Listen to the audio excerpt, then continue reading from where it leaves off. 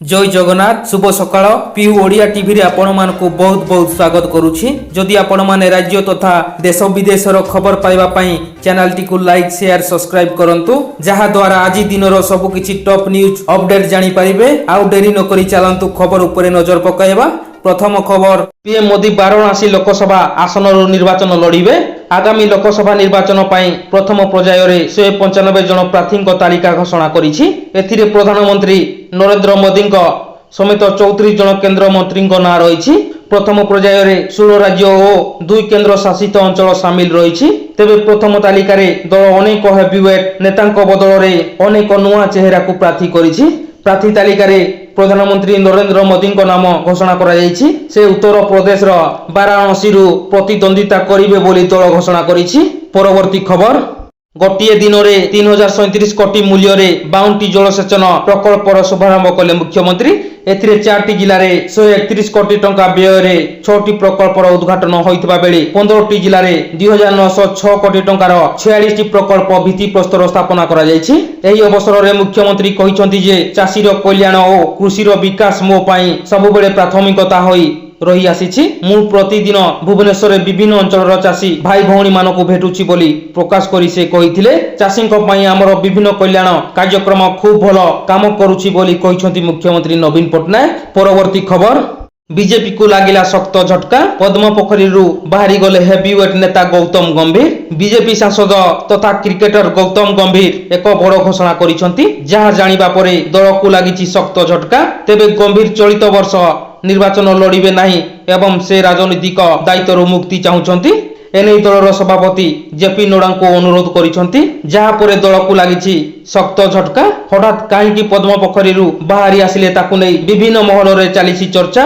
परवर्ती खबर बीजेडी रु इस्तीफा देले जयदेव विधायक अरविंद ढाली। बीजेडी छाड़िले जयदेव विधायक अरविंद ढाली। से गतकाली मुख्यमंत्री निकट को इस्तीफा पत्र पठाई। से बीजेडी रो प्राथमिक सदस्य पदर इस्तीफा देइछंती। शासक दलरू इस्तीफा पोरे से बीजेपी रे जोग देबे बोली चर्चा हेउछि। परवर्ती खबर लांचना बाबेले धरा पड़िले पुलिस एएसआई 8000 टंका लांच नेउथबा बेले कटक जिला भद्रेश्वर थाना एएसआई आलोक षडंगी को विजिलेंस गिरफ्त करिछि। नाहांक अंचलर जगबंधु राउत को ठारू केस रे कोहल दफा लगाइबा पई टंका नेउथबा बेले धरा पड़िथिले। एही समय रे विजिलेंस रो 2 जणिया टीम आलोक को काबू करिथिले। तांको 3टी स्थान रे विजिलेंस टीम एककालीन चढ़ाऊ करिछि। परवर्ती खबर 15 रु 1 रु 8 वार्षिक परीक्षा। राज्य रे समस्त सरकारी और सरकारी अनुदान प्राप्त स्कूल रे 1 रु 8 श्रेणी वार्षिक परीक्षा बा समेटिव 2 आसंता 15 तारिख रु आरंभ हेबो। एही लिखित परीक्षा 20 तारिख पर्यंत चलिबा। तेबे 1 रु 5 श्रेणी पर्यंत मौखिक परीक्षा 13 एवं 14 तारिख रे अनुष्ठित हेबो। 1 और 2 श्रेणी पिला परीक्षा 19 तारिख रे शेष हेबाकु थिबा बेले तृतीय रु 8 श्रेणी पर्यंत परीक्षा 20 तारिख रे सरिबो। प्रथम रु 5 श्रेणी पर्यंत समस्त विषय परीक्षा 1.5 घंटा एवं 6 रु 8 श्रेणी पर्यंत परीक्षा अवधि 2 घंटा रहिबो। एने शनिवार ओडिशा स्कूल शिक्षा कार्यक्रम प्राधिकरण ओसेपा पक्षरु समस्त जिला शिक्षाधिकारी को चिठी लिखा जायछि। परीक्षा परिचालना पई पूर्वरु एसओपी प्रस्तुत होई दिया जायथिला। ताहाको पालन करिबा पई उक्त चिठी रे उल्लेख करा जायछि। परवर्ती खबर इंदुपुर गोष्ठी स्वास्थ्य केंद्र रे शॉर्ट सर्किट द्वारा निया लागि प्राय 30 लाख टंकार संपत्ति नष्ट होइतिबा जणा पड़िछि। मिलिथिबा सूचना अनुसार शनिवार अपराह्न 4टा समय रे शॉर्ट सर्किट द्वारा निया लागि जाइथिला। गच्छित थिबा औषध बेड कंप्यूटर जरूरी कागज पत्र मिशन शक्ति कैंटीन एवं ओटीर मूल्यवान सामग्री और अस्त्रोपचार पड़ी नष्ट हो जाइछि। जहार अनुमानिक मूल्य 30 रु 40 लाख टंका हेबो बोली सूचना मिलिछि। परवर्ती खबर मुख्यमंत्री निर्वाचन मंडली रे बीजेडी रो घरे घरे शंख कार्यक्रम।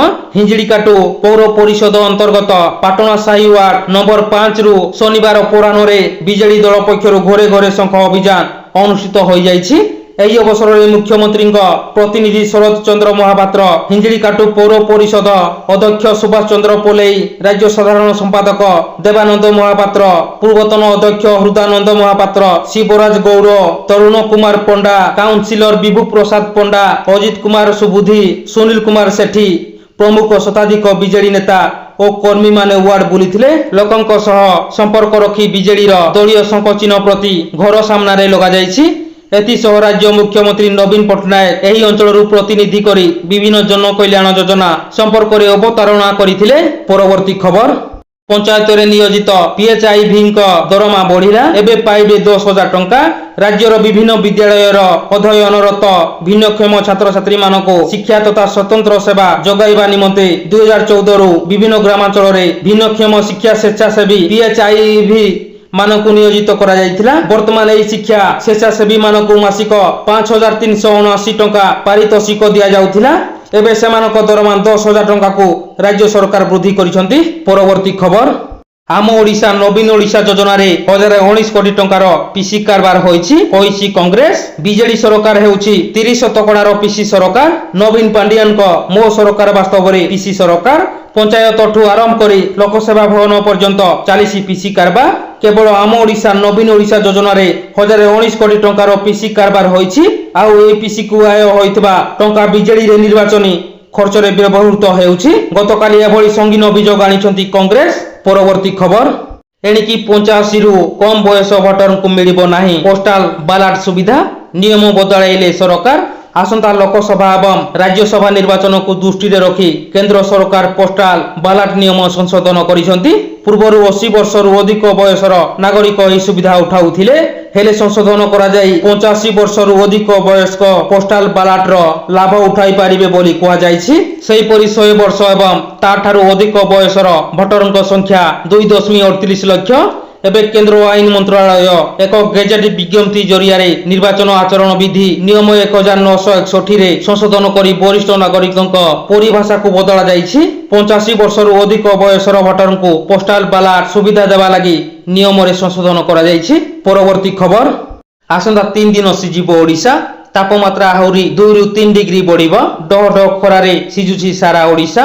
ମାର୍ଚ୍ଚର ପ୍ରଥମ ସପ୍ତାହରୁ ହିଁ ଗରମରେ ଆକ୍ତାମାକ୍ତା ଲୋକେ। ବର୍ତ୍ତମାନଠୁ ସକ୍ରିୟ ଲଘୁଚାପ ଯୋଗୁଁ ରାଜ୍ୟ ମଧ୍ୟକୁ ପ୍ରବେଶ କରୁଥିବା ଶୁଷ୍କାୟୁ ପ୍ରଭାବରେ ଦିନର ତାପମାତ୍ରା ବୃଦ୍ଧି ପାଉଛି। ଆସନ୍ତା 2ରୁ 3 ଦିନ ମଧ୍ୟରେ ରାଜ୍ୟରେ ତାପମାତ୍ରା ଆହୁରି 2ରୁ 3 ଡିଗ୍ରୀ ବୃଦ୍ଧି ସମ୍ଭାବନା ନେଇ ଆଞ୍ଚଳିକ ପାଣିପାଗ ବିଜ୍ଞାନ କେନ୍ଦ୍ର ସୂଚନା। ଆଗାମୀ 2 ଦିନ ଯାଏଁ ଦକ୍ଷିଣ ଅଭ୍ୟନ୍ତରୀଣ ଓଡ଼ିଶାର କିଛି ଜିଲ୍ଲା ତାପମାତ୍ରା 2ରୁ 3 ଡିଗ୍ରୀ ବୃଦ୍ଧି ହେବାର ସମ୍ଭାବନା ଥିବା ବେଳେ ବିଶେଷ ଭାବେ ଗରମର ପ୍ରଭାବ ଅଧିକ ରହିବ। ସେପଟେ ରାଜ୍ୟରେ ମାର୍ଚ୍ଚର ଦ୍ୱିତୀୟ ସପ୍ତାହ ଯାଏଁ ପଶ୍ଚିମା ଝଡ଼ର ପ୍ରଭାବ ରହୁଥିବାରୁ ସ୍ୱାଭାବିକ ଠାରୁ କିଛି ସ୍ଥାନରେ ସାମାନ୍ୟ ଅଧିକ ତାପମାତ୍ରା ରହିବ। ଆଉ କିଛି ସ୍ଥାନରେ ମେଘୁଆ ପାଗ ସହ ବର୍ଷା ସମ୍ଭାବନା ଥିବା କହିଛି ପାଣିପାଗ ବିଭାଗ। ପରବର୍ତ୍ତୀ ଖବର, ଖୋର୍ଦ୍ଧାର ନୂତନ ଏସ୍ପି ଭାବେ ଦାୟିତ୍ୱ ଗ୍ରହଣ କଲେ IPS ଅଧିକାରୀ ବି ଯୁଗଳ କିଶୋର। ସେ ଏହା ପୂର୍ବରୁ କେନ୍ଦ୍ରାପଡ଼ା ଏସ୍ପି ଭାବେ କାର୍ଯ୍ୟରତ ଥିଲେ। 2011 ବ୍ୟାଚ୍ ଓଡ଼ିଶା କ୍ୟାଡର ଏହି ବରିଷ୍ଠ ଅଧିକାରୀ ଏକାଧିକ ଜିଲ୍ଲାର ଏସ୍ପି ଭାବେ କାର୍ଯ୍ୟ କରିସାରିଛନ୍ତି। ଗତ ଡିସେମ୍ବରରେ ରାଜ୍ୟ ସରକାର ତାଙ୍କୁ SSP ଭାବେ ପଦୋନ୍ନତି ଦେଇଥିଲେ। ତେବେ ରାଜନୈତିକ ଦୃଷ୍ଟିକୋଣରୁ ଖୋର୍ଦ୍ଧା ଏକ ସମ୍ବେଦନଶୀଳ ଜିଲ୍ଲା ହୋଇଥିବା ବେଳେ ଆଗାମୀ ସାଧାରଣ ନିର୍ବାଚନ କିପରି ଅବାଧ ଓ ନିରପେକ୍ଷ ଭାବେ ଜିଲ୍ଲାରେ ଅନୁଷ୍ଠିତ ହେବ ତାହା ନୂତନ ଏସ୍ପିଙ୍କ ପାଇଁ ବଡ଼ ଚ୍ୟାଲେଞ୍ଜ ରହିବ।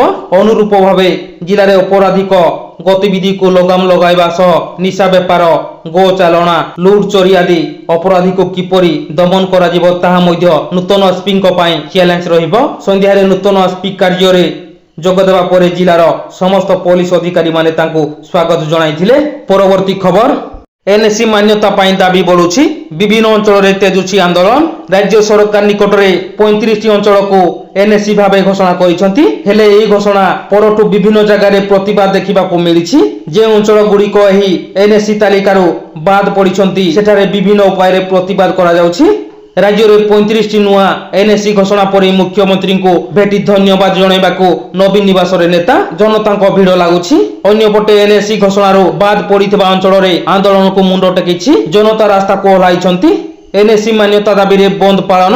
ଜଗତସିଂହପୁର କୁଜଙ୍ଗରେ 12 ଘଣ୍ଟିଆ ବନ୍ଦ ପାଳନ କରାଯାଇଛି। ଅଞ୍ଚଳର ଦୋକାନ ବଜାର ବନ୍ଦ ଥିବା ବେଳେ ରାସ୍ତାଘାଟ ଖାଲି ରହିଛି। ରାଜ୍ୟ ସରକାର କୁଜଙ୍ଗଙ୍କୁ ଅବହେଳା କରୁଥିବା ସ୍ଥାନୀୟ ବାସିନ୍ଦା ଅଭିଯୋଗ କରିଛନ୍ତି। ସେପଟେ ସୁବର୍ଣ୍ଣପୁର ଉଲୁଣ୍ଡାରେ ମଧ୍ୟ ଦିନିକିଆ ବନ୍ଦ ପାଳନ କରାଯାଇଛି। ଉଲୁଣ୍ଡାକୁ NSC ଘୋଷଣା, JAM, AFC କୋର୍ଟ ଓ ସୈନିକ ସ୍କୁଲ ବାବଦରେ ସଚେତନ ନାଗରିକ ମଞ୍ଚ ତରଫରୁ ବନ୍ଦ ପାଳନ ହୋଇଛି। ସମସ୍ତ ଦୋକାନ ବଜାର, ଯାନବାହନ ଚଳାଚଳ ବନ୍ଦ ଥିବା ଦେଖିବାକୁ ମିଳିଛି। ପରବର୍ତ୍ତୀ ଖବର, ପ୍ରାର୍ଥୀ ତାଲିକା ଦେଖି ଓଡ଼ିଶା ବିଜେପି ନେତାଙ୍କ ହସ୍ ଉଡ଼ିଲା। ପୁଣି ଆସିଲା ମେଣ୍ଟ ସମ୍ଭାବନା।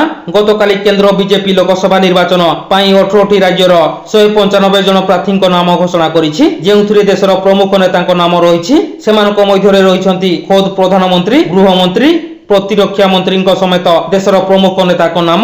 ତେବେ ଏହି ତାଲିକାରେ ଓଡ଼ିଶା ରାଜ୍ୟକୁ ଦଳ ବାଦ ଦେଇଛି। ଏଥିରେ କାହା ନାମ ଘୋଷଣା କରିନାହିଁ। ତେବେ ଏହାକୁ ନେଇ ରାଜ୍ୟ ବିଜେପି ନେତାଙ୍କ ହସ୍ ଉଡ଼ି ଯାଇଛି। କାରଣ ହେଲା ଓଡ଼ିଶାରେ କ'ଣ ମେଣ୍ଟ ହେବ ବୋଲି ପ୍ରଥମ ପର୍ଯ୍ୟାୟରେ ରାଜ୍ୟକୁ ବାଦ ଦେଇଛି କି? ଏହିପରି ପ୍ରଶ୍ନକୁ ନେଇ ବର୍ତ୍ତମାନ ଓଡ଼ିଶା ବିଜେପି ନେତାଙ୍କ ମୁଣ୍ଡବିନ୍ଧା କରିଛି। ସେତିକି ନୁହେଁ, ଆଉ ଏକ ବଡ଼ ଘଟଣାକୁ ନେଇ ଓଡ଼ିଶା ବିଜେପିର ହସ୍ ଉଡ଼ି ଯାଇଛି। ତାହା ହେଲା ବର୍ତ୍ତମାନ ବିଜେଡି ମୋଟର 18ଟି ରାଜ୍ୟର ପ୍ରାର୍ଥୀ ତାଲିକା ଘୋଷଣା କରିଛି।